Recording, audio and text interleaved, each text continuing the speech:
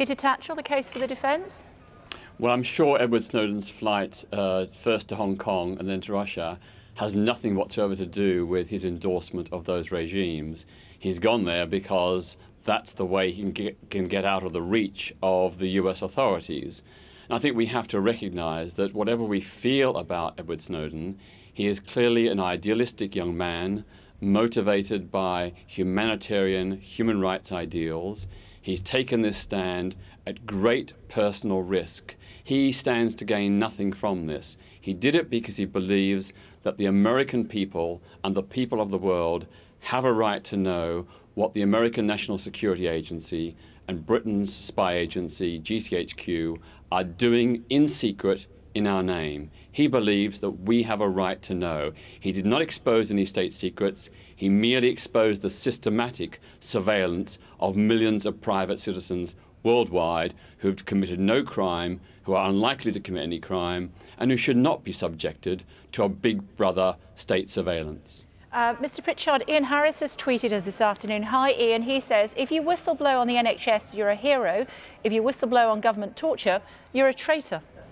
Well, the NHS doesn't deal daily in stopping terror plots. And the fact is the majority, if not all, are personnel in the security service, in SIS and in GCHQ, are dedicated professionals who want to protect this country, to protect you and me, your viewers and your listeners. And they do that every single day of the week. And I'm afraid that in a society and in a world that is less safe and where there are enemies of this country and enemies of the United States, people that want to blow up men, women and children, as we've seen on our television screens over the last few years, we need to have secrets. We need to be able to listen to their telephone conversations, to monitor their traffic on the internet, and in so doing, if we're capturing other data, which is later discarded by those who are not a threat to the state, I don't have a particular issue with that. I think that if as a result of leaking this secret and top secret information,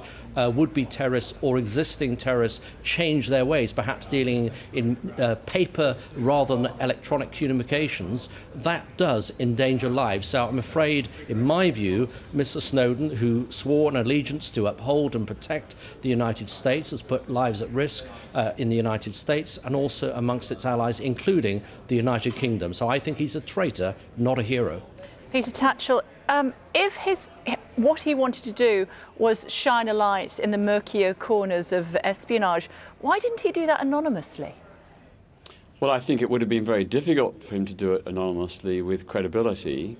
And regardless of what his motive is, the fact is that he took this incredible personal risk. I don't think you or I would have been prepared to do this because we would have known the consequences. But he believed, following his conscience, in the tradition, the Gandhian tradition of non-violent civil disobedience, that he had a higher moral duty to the US Constitution and to the people of the United States to tell them the truth. And we should remember that the right to privacy is guaranteed under the US Constitution, under our Human Rights Act, and under the European Convention on Human Rights. Privacy can only be invaded by the state with good reason that is targeted and proportionate. This was a blanket snooping of millions and millions of citizens, untargeted, indiscriminate. That is wrong. But I agree with Mark Pritchard. Where there is evidence that people are engaged in or likely to be engaged in acts of terrorism, then of course it is quite right that the state should eavesdrop on them and intercept their communications. That is a right, proper and responsible thing to do, but not this blanket snooping and not without the agreement of the people and the government. The point is, this snooping, this systematic snooping by GCHQ and the American National Security Agency have never been officially approved by either our Parliament or the US Congress. And I think that political oversight and approval is essential. Peter, there is political oversight. We have the Intelligence Services Committee in Parliament. They've been given more powers. You all know that the Foreign Secretary oversees GCHQ and SIS or MI6. and the Home Secretary, the Security Service, or MI5. So they're not out there doing their own thing. They are subject to parliamentary scrutiny. They are subject to ministerial scrutiny. We also have commissioners and very senior judges overseeing most of their operations. And, these staff all have to sit, pretty much all of them, their own legal exam. So they're fully aware of the law, but we cannot have CIA agents or SIS agents, and we've had them in the past in this country, going off and saying that they're a whistleblower, giving over top secret information potentially to our adversaries in other parts of the world. I have to say, Kay, there's a real opportunity for Russia here. And that is that they need to get Mr. Snowden on a plane to the United States to come before a court. He will have his day in court rather than have his day in a newspaper. And I think that China, the People's Republic of China, missed a real opportunity to show that China does recognize the international rule of law. They missed an opportunity by not ensuring that he got on a plane to Washington or London and then on to Washington, D.C. So I hope that Russia will learn the lessons from China's mistake. And the final point I would make is that I think when this is all over, and wherever Mr. Snowden ends up, how long the relationship Mr. Snowden had with the People's Republic of China. Was this just an overnight arrangement, or was this a longer-term arrangement? And those are very, very serious questions that at some point will be answered. You're not buying into that, though, Peter Tatchell, are you? Well, to me, it's very clear Edward Snowden exposed the system of mass state surveillance. He did not expose individual specific state secrets which are likely to endanger anybody anywhere. He was exposing the system, and that's very, very different.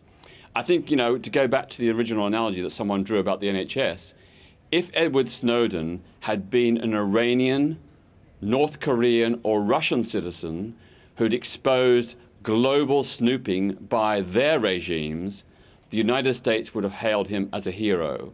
It seems there are double standards at work here. We've got to recognize that the US Congress and the British Parliament have never voted to put this system of state snooping in place. They never agreed to it. There was no parliamentary debate, no parliamentary vote. There should have been, and of course I would support a vote in favor of such a system if it was targeted to identify and bring to book people who are engaged in acts of terrorism or preparing acts of terrorism. I wholly support that. But this blanket, indiscriminate snooping is not right in a free and democratic society. We do not live in a big brother state yet, and I hope we never will. Okay. And Peter, I agree. Can I just interrupt for a second, if I may, please, Mr. Pritchard, because it is an absolutely fascinating debate, but we are almost out of time. But I wonder if I could just ask for final thoughts from both of you as to what should happen next to Mr. Snowden. And as far as, if you'll forgive me to say, a case for the prosecution, Mr. Pritchard, what do you think should happen?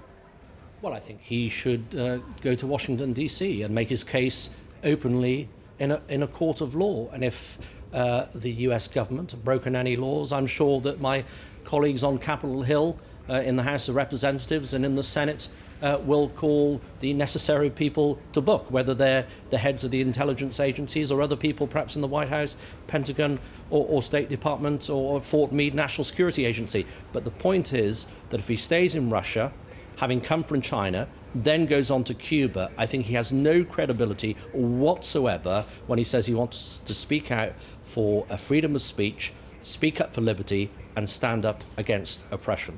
Okay, final thought for the defence, Mr. Tatchell? Well, I hope for all our sakes, Edward Snowden will get to a place of safety where he will not be persecuted for telling the truth and revealing the secret regime of spying that the British and American governments have perpetrated on our peoples without our knowledge or consent. I believe he is an heroic human rights defender.